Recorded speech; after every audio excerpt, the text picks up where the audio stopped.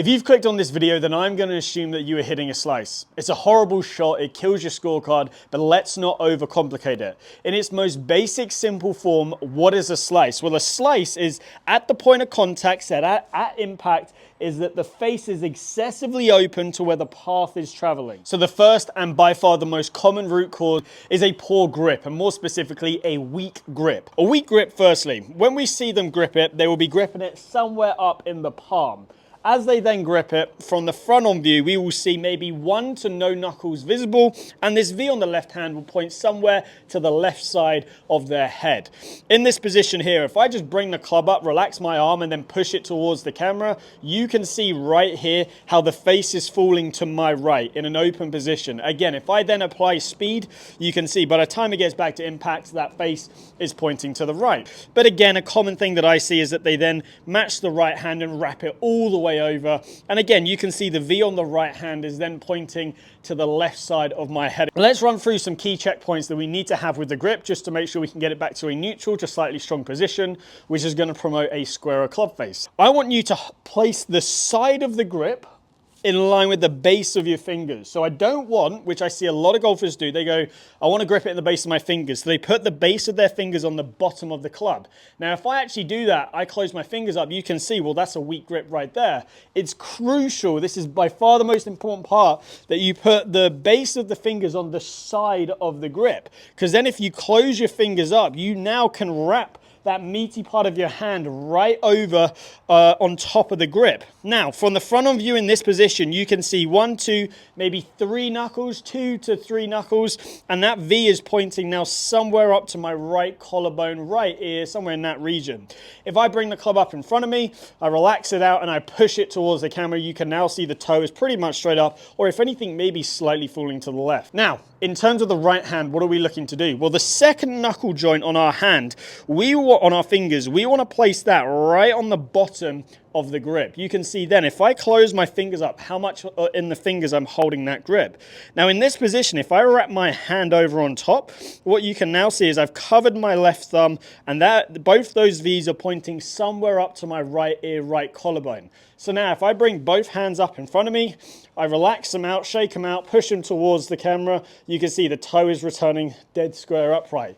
That now means when I apply speed to this swing and some forces, by the time I get back to impact, you can see I am far more likely to deliver it with a square club face. Second most common root cause that I find that creates a situation at impact where the face returns excessively open to the path is an open club face in the backswing and downswing. When we take it back to the takeaway position, we can see from my perspective, the toe of the club looks like it's at about 1 to 2 o'clock on the club face, and that face is pointing more up towards the sky. At the top of the backswing, the toe is pointing more straight down towards the ground, so it's open relative to the left arm. And in the downswing, we can see again, face is pointing up towards the sky, club face around 1 to 2 o'clock on that clock face from my perspective. Unless you have extremely good hand-eye coordination and active forearms, you're more than likely going to return that club face excessively open to the path, which is going to create a slice. Let's start with the external swing thought. The external swing thought is going to be focusing on where the club face is pointing throughout your swing, and we're going to focus on 3 main areas. The first one is the takeaway. If you have an open club face, as we said, the club face is going to be pointing to the sky. We are going to over-exaggerate this. Why do we over-exaggerate it? Because it helps speed up the learning process. And whenever we start to swing at faster speeds or we swing out on the golf course, we're never going to exaggerate it as much as we can in our rehearsal swings. So I want you to focus on trying to get that club face pointing straight down towards the ground. Again, massive over-exaggeration, but compared to being here, it's going to feel completely different, and this is what we need. Then from there, at the top of the backswing, rather than the face pointing straight across us, we want to feel that face point more towards the sky. Again, massive over-exaggeration, but we need to do this right now. And as we come back down in the downswing, club face is again pointing down towards the ground. So, as you can tell, these are completely different on the spectrum compared to where you're used to being, but we have to over-exaggerate these in order to build new movement patterns. The second way we're going to do it is through an internal swing thought, which is focusing on the right hand. Now, more specifically, where the right palm is pointing. So imagine that right palm is your club face. Wherever the palm points is where the club face is going to point. So again, if I see that club face going to an open position, the palm is pointing more up towards the sky. At the top of the backswing, palms pointing across me. Downswing, palms pointing up to the sky. Again, over-exaggerations are the key right here. We want to feel like that right palm points straight down towards the ground. As a result of this, look at the difference in what happens to my shoulder plane, my shoulder tilt, and my right arm. You can see completely changes position even though I'm just focusing on my right palm. So although we're doing these simple changes, we're going to be affecting a lot of different things for the good in your swing. So right palm down to the ground, right palm to the sky, right palm down to the ground. And that is root cause number 2, how to fix an open club face. The third most common root cause that I see as to why you slice it and leave that face open at impact is because you're not releasing the club. Chances are you are just holding onto that club face and you are not releasing it. As a result, on the way through, you will see that face point very much to the sky. You might see a chicken wing, and from there, you are not going to be releasing that club at all.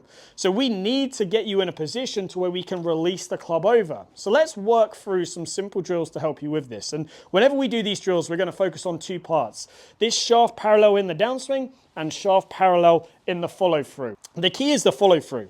I want to be seeing the toe pretty much straight up towards the sky, maybe even rotated slightly down towards the ground, especially if you're somebody who's so used to coming in like this where the face is pointing straight up to the sky. So let's start with the left arm. We're going to isolate each arm first. With the left arm, all I want you to do is just do these little hip high to hip high swings.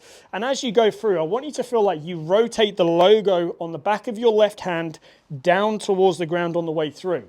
This is going to start to get that face closing down. Again, maybe excessively, but for right now, we need this because we need to over-exaggerate it. So you can see here, I'm rotating it down excessively, but this is going to allow you to learn what it feels like to release the club. And you can see I've gone past this point of toe up to the sky, but again, that's going to help me learn this new motion. And let's do it with the right hand. And again, you want to feel the same thing, toe passing over the heel.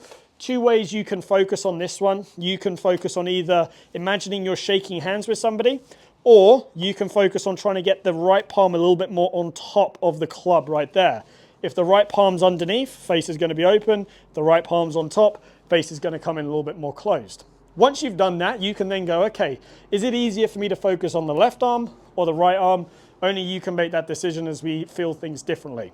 Now, once you've done that, place both hands back on and just work through trying to re-hit that position, toe up to the sky, maybe even over-exaggerate it slightly. Once you've done those, grab a ball, and we're just going to hit some sort of pitch shots, and we're trying to just hit that good follow-through position right there, where the toe's either straight up to the sky or rotated slightly over. So let me do that for you right here.